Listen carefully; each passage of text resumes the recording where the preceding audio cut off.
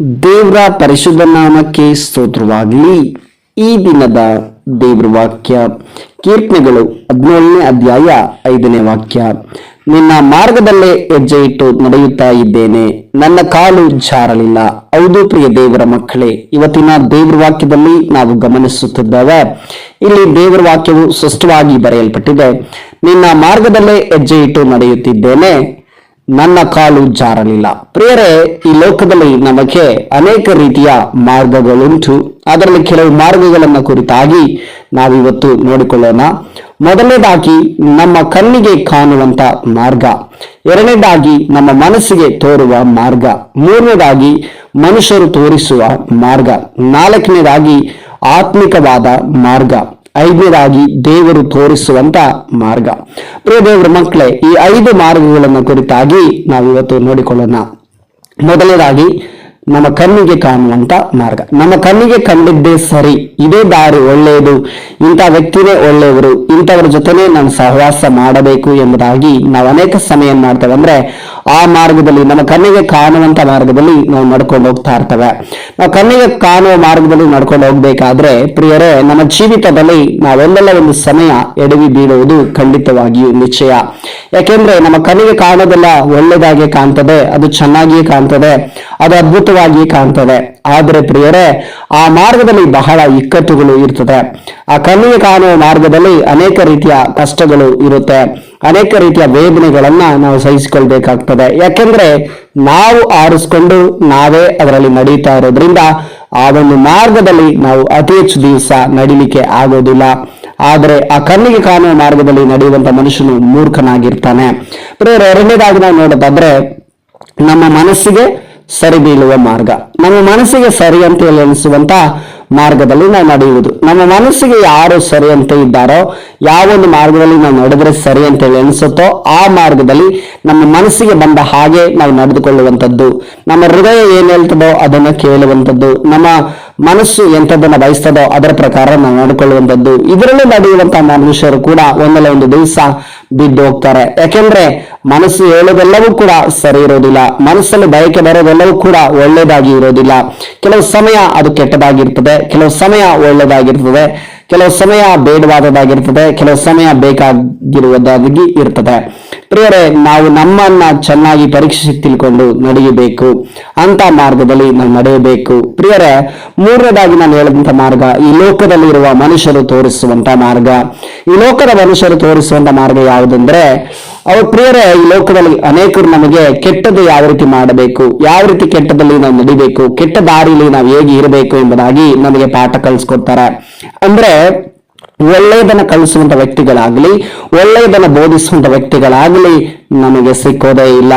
ಅಂತ ವ್ಯಕ್ತಿಗಳು ಈ ಲೋಕದಲ್ಲಿ ನಮಗೆ ಸಿಕ್ಕಿದ್ರೆ ನಿಜವಾಗ್ಲೂ ಚೆನ್ನಾಗಿರ್ತದೆ. ಆದ್ರೆ ಪ್ರಿಯರೇ, ನಮ್ಮನ್ನ ಒಳ್ಳೆ ಮಾರ್ಗದಲ್ಲಿ ನಡೆಸುವಂತ ವ್ಯಕ್ತಿಗಳು ಯಾವುದೇ ಮನುಷ್ಯರಾಗಿರ್ಬೋದು, ಯಾವುದೇ ವ್ಯಕ್ತಿಗಳಾಗಿರ್ಬೋದು ಸಿಗೋದಿಲ್ಲ. ಒಂದಲ್ಲ ಒಂದು ರೀತಿಯಲ್ಲಿ ನಮ್ಮನ್ನ ತಪ್ಪಾದ ದಾರಿಯಲ್ಲಿ ನಡ್ಕೊಂಡು ಹೋಗುವಂತೆ ಮಾಡ್ತಾರೆ. ಅದು ಈ ಲೋಕದ ಮನುಷ್ಯರು ತೋರಿಸುವಂತ ದಾರಿ ಅಥವಾ ಮನುಷ್ಯರು ತೋರಿಸುವಂತ ದಾರಿ ಎಂಬುದಾಗಿ ಹೇಳಬಹುದು. ಈ ದಾರಿಯಲ್ಲಿ ನಡೆಯುವವರು ಕೂಡ ಒಂದಲ್ಲ ಒಂದು ದಿವಸ ಹೆಜ್ಜೆ ಜಾಡಿನಲ್ಲಿ ದಾರಿ ತಪ್ಪಿ ಹೋಗುತ್ತಾರೆ, ದಾರಿಯಲ್ಲಿ ಎಡವಿ ಬಿದ್ದು ಬಿಡ್ತಾರೆ. ಅವ್ರನ್ನ ಎತ್ತೋದಕ್ಕೆ ಯಾರು ಇರೋದಿಲ್ಲ, ಅವ್ರನ್ನ ಮೇಲ್ಗಡೆ ಎತ್ತಲಿಕ್ಕೆ ಆಗೋದೇ ಇಲ್ಲ, ಅಥವಾ ಅವ್ರು ಎದ್ದೇಳಲಿಕ್ಕೆ ಆಗುವಂತಹ ಪರಿಸ್ಥಿತಿಗಳಲ್ಲಿ ಹಾದು ಹೋಗ್ತಾರೆ. ಪ್ರಿಯರೇ, ಅದೇ ರೀತಿಯಲ್ಲಿ ನಾನು ಹೇಳಿದಂತ ಮಾರ್ಗಗಳಲ್ಲಿ 4ನೇ ಮಾರ್ಗ ಆತ್ಮಿಕವಾದ ಮಾರ್ಗ. ಈ ಆತ್ಮಿಕವಾದ ಮಾರ್ಗ ಮತ್ತೆ ದೇವರ ಮಾರ್ಗ, ಈ 2 ಮಾರ್ಗಗಳು ಒಂದೇ, ಆದರೆ ಎರಡಕ್ಕೂ ಒಂದು ವಿಭಿನ್ನವಾದ ಒಂದು ರೀತಿಯ ವ್ಯತ್ಯಾಸಗಳನ್ನ ನಾನು ನಿಮಗೆ ಹೇಳ್ತೇನೆ. ಆತ್ಮಿಕವಾದ ಮಾರ್ಗ ಅಂದರೆ ದೇವರ ವಾಕ್ಯದ ಪ್ರಕಾರ ನಾವು ನಡೆಯುವಂಥದ್ದು, ದೇವರ ವಾಕ್ಯದಲ್ಲಿ ನಾವು ನೆಲೆಸುವಂಥದ್ದು, ದೇವರ ವಾಕ್ಯವನ್ನ ಕೈಗೊಂಡು ನಡೆಯುವಂಥದ್ದು ಆತ್ಮಿಕವಾದ ಮಾರ್ಗವಾಗಿರ್ತದೆ. 5ನೇದಾಗಿ ನಾನು ಹೇಳುವಂತ ಮಾರ್ಗ ದೇವರು ತೋರಿಸುವ ಮಾರ್ಗ. ಅಂದ್ರೆ ಪ್ರಿಯರೇ, ದೇವರ ವಾಕ್ಯದಲ್ಲಿ ನಾವು ನೋಡ್ತೇವೆ. ಯೋಹಾನ ಬರೆದ ಸುವಾರ್ತೆ ಗ್ರಂಥ 14ನೇ ಅಧ್ಯಾಯ 6ನೇ ವಾಕ್ಯದಲ್ಲಿ, ನಾನೇ ಮಾರ್ಗವು ಸತ್ಯವೂ ಜೀವವೂ ಆಗಿದ್ದೇನೆ ಎಂಬುದಾಗಿ. ಪ್ರಿಯರೇ, ಆತನು ನಮಗೆ ಮಾರ್ಗವಾಗಿರುವುದರಿಂದ ಆ ದೇವರನ್ನ ಬಿಟ್ರೆ ನಮಗೆ ಬೇರೆ ಯಾವ ಮಾರ್ಗವೂ ಇಲ್ಲ. ಆ ದೇವರು ಯಾರಾಗಿ ಬಂದ್ರೆ ದೇವರ ವಾಕ್ಯವಾಗ್ತಿದೆ.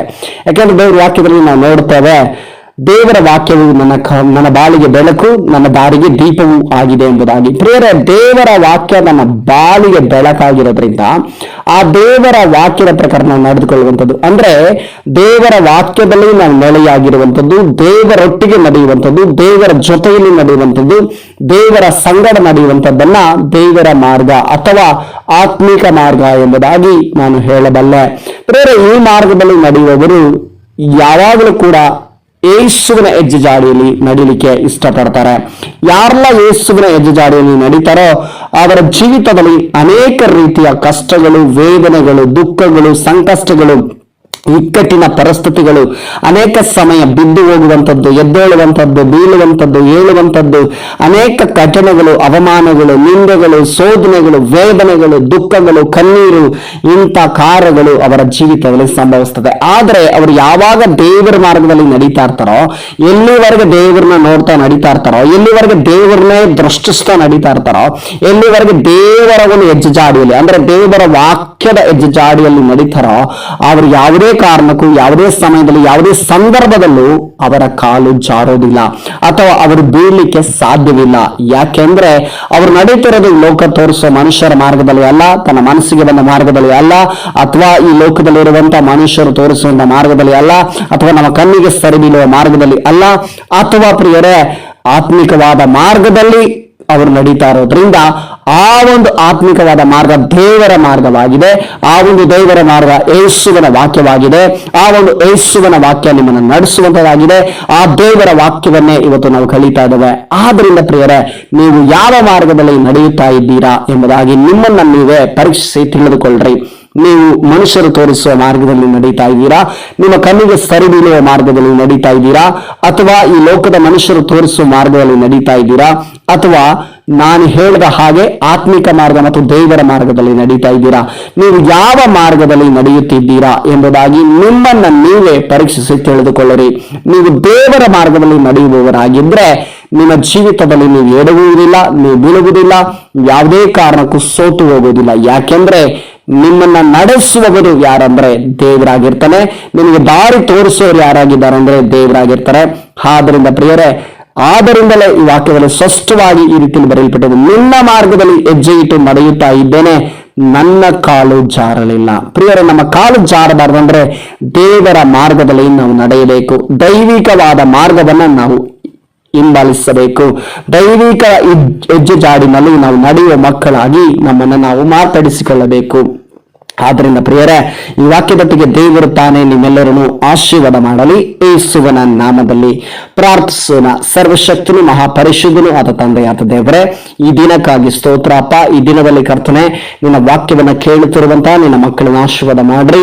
ನಿನ್ನ ವಾಕ್ಯದ ಪ್ರಕಾರ ಸ್ವಾಮಿ, ಹೌದು ದೇವರೇ, ನಿನ್ನ ಮಾರ್ಗದಲ್ಲಿ ಹೆಜ್ಜೆ ಇಟ್ಟು ನಡೆಯುತ್ತಾ ಇದ್ದೇನೆ, ನನ್ನ ಕಾಲು ಜಾರಲಿಲ್ಲ ಎಂಬ ವಾಕ್ಯದ ಮುಖಾಂತರ ನಮ್ಮನ್ನು ಸಂಧಿಸಿದ್ದಕ್ಕಾಗಿ ನಿನಗೆ ಸ್ತೋತ್ರ ಸಲ್ಲಿಸ್ತೇನೆ. ಹೌದು ದೇವರೇ, ನಮ್ಮ ಇಷ್ಟ ಬಂದ ಹಾಗೆ ನಾವು ನಡೀತಾ ಇದ್ದೇವೋ, ಅಥವಾ ಮನುಷ್ಯರ ತೋರಿಸುವ ಮಾರ್ಗವನ್ನು ನಡೀತಾ ಇದ್ದೇವೋ, ಅಥವಾ ನಮ್ಮ ಕಣ್ಣಿಗೆ ಸರಿ ಬೀಳುವ ಹಾಗೆ ನಾವು ನಡೀತಾ ಇದ್ದೇವೋ, ಅಥವಾ ದೇವರ ಈ ಲೋಕದ ಮಾರ್ಗದಲ್ಲಿ ನಾವು ನಡೀತಾ ಇದ್ದೇವೋ, ಅಥವಾ ಆತ್ಮಿಕ ಮತ್ತು ದೇವರ ಮಾರ್ಗದಲ್ಲಿ ನಡೀತಾ ಇದ್ದೇವೆ ಎಂಬುದಾಗಿ ನಮ್ಮನ್ನು ನಾವೇ ಪರೀಕ್ಷಿಸಿಕೊಳ್ಳುವಂತಹ ಒಂದು ವಾಕ್ಯವನ್ನ ನಮ್ಮೊಟ್ಟಿಗೆ ಮಾತನಾಡಿದ ದೈವಿಕ ಕೃಪೆಗಾಗಿ ಸ್ತೋತ್ರ ಸಲ್ಲಿಸ್ತೇನೆ. ಈ ವಾಕ್ಯದ ಮುಖಾಂತರ ನಮ್ಮನ್ನು ಸಂಧಿಸಿದಕ್ಕಾಗಿ ಸ್ತೋತ್ರ. ನಿನ್ನ ಮಾರ್ಗದಲ್ಲಿ ನಡೆಯುವಂತ ಮಕ್ಕಳಾಗಿ ನಮ್ಮನ್ನು ಮಾರ್ಪಡಿಸ್ರಿ. ನಿನ್ನ ಹೆಜ್ಜೆ ಜಾಡಿನಲ್ಲಿ ನಡೆಯುವಂತ ಮಕ್ಕಳಾಗಿ ನಮ್ಮನ್ನು ಮಾರ್ಪಡಿಸ್ರಿ ದೇವರೇ. ಹೌದು ಕರ್ತ, ನಿನ್ನ ಹೆಜ್ಜೆ ಜಾಡಿನಲ್ಲಿ ನಡೆಯುವ ಮನುಷ್ಯರು ಒಂದು ದಿವಸವೂ ಜಾರೋದೇ ಇಲ್ಲ, ಒಂದು ದಿವಸವೂ ಬಿದ್ದು ಹೋಗೋದಿಲ್ಲ ಕರ್ತನೆ. ಇಕ್ಕಟ್ಟುಗಳು ಬಂದರು, ಕಷ್ಟಗಳು ಬಂದರು, ವೇದನೆಗಳು ಬಂದರು, ಅನೇಕ ರೀತಿಯ ಸಮಸ್ಯೆಗಳು, ಎಂತಹ ಪರಿಸ್ಥಿತಿಗಳು ಬಂದರೂ ಕೂಡ ದೇವರೇ ಅವರು ಬಿದ್ದೋಗುವುದಿಲ್ಲ. ಯಾಕೆಂದ್ರೆ ಅವರು ನಡೆಯುತ್ತಿರೋದು ನಿನ್ನ ಮಾರ್ಗದಲ್ಲಿ, ಆ ಒಂದು ದೇವರ ಮಾರ್ಗದಲ್ಲಿ ನಡೆಯುವಂತ ಮನಸ್ಸನ್ನ ದೇವರೇ, ಆ ಒಂದು ಕೃಪೆಯನ್ನ ದೇವರೇ, ಆ ಒಂದು ಕರ್ತನೆ ಅಭಿಷೇಕವನ್ನ ಪ್ರತಿಯೊಬ್ಬರಿಗೂ ದಯಪಾಲಿಸ್ರಿ. ಇಲ್ಲಿವರೆಗೂ ಯಾವ್ಯಾವ ಮಾರ್ಗದಲ್ಲಿ ನಡೀತಿದ್ರೋ ಅವರೇ ಪರೀಕ್ಷಿಸಿ ದೇವರೇ, ನಿನ್ನ ಮಾರ್ಗದ ಕಡೆ ಅವರನ್ನ ತಿರುಗಿಸಿಕೊಳ್ಳಬೇಕಾಗಿ ನಾನು ಪ್ರಾರ್ಥಿಸ್ತೇನೆ.